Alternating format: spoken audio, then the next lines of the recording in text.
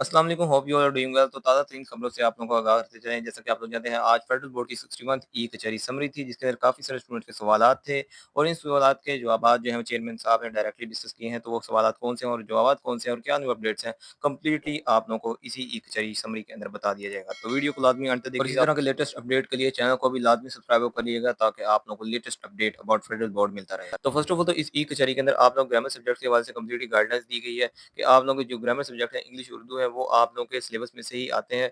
यानी कि आप लोग जितनी भी असेसमेंट फ्रेमवर्क्स जो हैं वो फेडरल बोर्ड की ऑफिशियल वेबसाइट्स में मौजूद है। आप according to your new curriculum 2025 curriculum federal board की ऑफिशियल वेबसाइट से जाके अपने असेसमेंट फ्रेमवर्क को डाउनलोड कर लें और उनके अकॉर्डिंगली जो ग्रामर वहाँ दी गई है, उनके अकॉर्डिंगली अपने पेपर्स की प्रिपरेशन को स्टार्ट कर दें। और बाकी सब्जेक्ट्स के हवाले से भी कंप्लीटली असेसमेंट फ्रेमवर्क्स जो है फेडरल बोर्ड की ऑफिशियल वेबसाइट्स में मौजूद हैं, तो आप उनको वहाँ से जाके इजीली डाउनलोड कर लें, ताकि आप लोगों के जितने भी फॉर्मेटिव और समेटिव टॉपिक्स हैं, उनके अकॉर्डिंगली आप अपने पेपर्स की बेस्ट प्रिपरेशन जो है वो कर सकते हैं। और नेक्स्ट आप लोगों के पास एक मेन अपडेट था कि फेडरल बोर्ड ने अभी तक अपनी कोई भी पॉलिसी जो है चेंज नहीं की। जो आप लोगों की पॉलिसी चलती आ रही है, वही पॉलिसी बिल्कुल सेम है regarding second annual exam, regarding your every exam.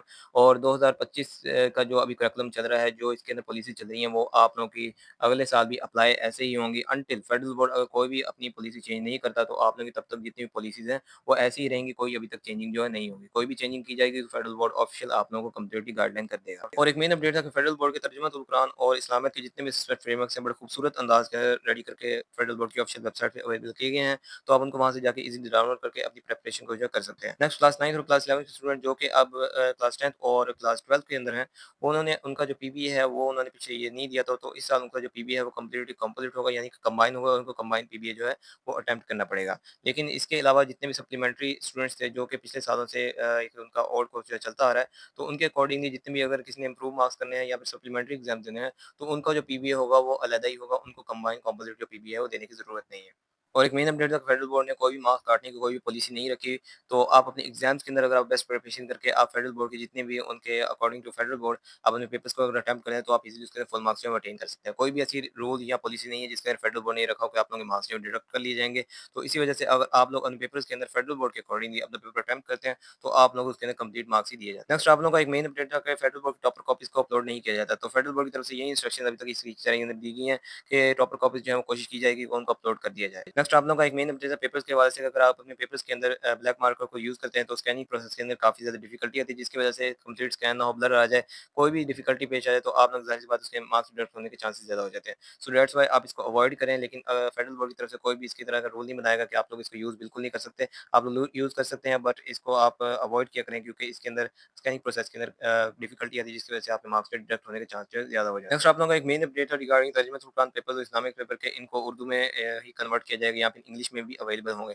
तो आप लोगों के लिए एक मेन अपडेट है कि इंग्लिश में भी आप लोग तर्जुमा कुरान और इस्लामिक पेपर जो है कंप्लीटली आप लोगों को मिलेगा। इसका फॉर्मेट भी exclusive scheme of study according to federal board आप लोग को इंग्लिश के अंदर भी अवेलेबल मिलेगा। नेक्स्ट फर्स्ट ईयर और सेकंड ईयर के स्टूडेंट्स के लिए एक बहुत ज़्यादा मेन अपडेट था कि उनके जो एग्जाम्स अब उनका रिजल्ट जो है आ गया है। तो उनके सेकंड ईयर में एग्जाम यानी कि इंप्रूवमेंट एग्जाम के अंदर या उसे सप्लीमेंट्री एग्जाम्स भी कह सकते हैं। तो उनके जिन स्टूडेंट्स ने अपेयर होना है, तो ईज़िली अपेयर हो सकते हैं। कहीं भी आप लोगों को डिग्री के अंदर प्राइवेट कैंडिडेट लिखा नहीं आएगा। जो रेगुलर स्टूडेंट था उसका रेगुलर ही एडमिशन जाएगा और ना ही सेकंड ईयर में लिखा आएगा, और जो उसका प्राइवेट स्टूडेंट है उसका प्राइवेट ही एडमिशन जो है वो उसके अंदर जाएगा। तो आप लोग इनको कोई भी अपॉर्चुनिटी अवेल कर सकते हैं, और आप लोग इसके अंदर चाहे आप एक सब्जेक्ट लें, चाहे आप अपना पूरा सिलेबस पूरा दे दें दोबारा, और या फिर सारे के सारे सब्जेक्ट हैं उनकी कंप्लीट इंप्रूवमेंट आप दे सकते हैं। कोई भी आप सब्जेक्ट को चूज़ कर सकते हैं, या फिर सारे सब्जेक्ट को भी आप अवेल कर सकते हैं। So it's depend on you. Next आप लोगों के लिए एक मेन अपडेट था कि फर्स्ट ईयर सेकंड ईयर के जितने भी स्टूडेंट्स हैं, उनके लिए कोई एज रिस्ट्रिक्शन जो है नहीं रखी। तो आप लोगों के जितने भी इंस्टीट्यूशन हैं उनकी तरफ से रेगुलर एडमिशन या प्राइवेट एडमिशन जाता है, तो अकॉर्डिंग टू फेडरल बोर्ड आप लोग के कोई भी एज रिस्ट्रिक्शन जो है वो नहीं रखी गई। नेक्स्ट एसएससी के स्टूडेंट्स के लिए एक मेन अपडेट था कि जितने भी एसएससी के स्टूडेंट्स हैं उन्हें प्रैक्टिकल पीबीए यानी कि अपने सप्लीमेंट्री एग्जाम को देना है। तो उनका वही पुराना प्रोसेस, वही पुराना सिलेबस ही कंप्लीट इसके अंदर इंक्लूड होगा। लेकिन जो फ्रेशर स्टूडेंट्स हैं उनके लिए न्यू फेडरल बोर्ड की जो पॉलिसी है उनके अकॉर्डिंग उनका पेपर जो है वो अटेम्प्ट किया जाएगा। नेक्स्ट आप लोगों के लिए एक मेन अपडेट्स दिए गए हैं कि अगर कोई भी स्टूडेंट अपने इंप्रूवमेंट एग्जाम से यानी सेकंड एग्जाम को अटेम्प्ट करना चाहता है, वो चाहे अपने जितने भी पेपर्स हैं होल आप लोगों का जितना भी पार्ट है उसको कंप्लीट दे सकता है, यानी कि अपने जितने भी एनुअल एग्जाम्स के पेपर्स हैं उनको दोबारा भी दे सकता है। सारे सब्जेक्ट की इंप्रूवमेंट और सेकंड एनुअल एग्जाम के अटेम्प्ट हो सकता है। और और या फिर अपने सिलेक्टिव इम्प्रूवमेंट सब्जेक्ट्स की वो भी इम्प्रूवमेंट दे सकता है। तो ये आप लोगों पे डिपेंड करता है कि आप लोग सिलेक्टिव सब्जेक्ट्स को चूज़ करते हैं या फिर आप लोग कंप्लीट सिलेबस जो है कंप्लीट सब्जेक्ट्स को चूज़ करते हैं। आप किसी भी सब्जेक्ट की अपनी मर्ज़ी से इम्प्रूवमेंट जो है वो दे सकते हैं। तो ये थे आप लोगों के 61 ई कचहरी और फेडरल बोर्ड के कंप्लीट मेन अपडेट्स जो कि आप लोगों को कंप्लीटली बता दिए गए हैं और कंप्लीटली गाइडलाइन भी कर दी है। मज़ीद अगर आप लोगों को कोई भी सवाल हो तो कमेंट सेक्शन में लाज़मी पूछ लीजिएगा और चैनल को लाज़मी सब्सक्राइब कर लीजिएगा ताकि आप लोगों को फेडरल बोर्ड के इसी तरह के लेटेस्ट अपडेट और नोटिफ़िकेशन अबाउट फेडरल बोर्ड मिलते रहें। मिलते हैं नेक्स्ट वीडियो में, तब तक के लिए अल्लाह हाफ़िज़।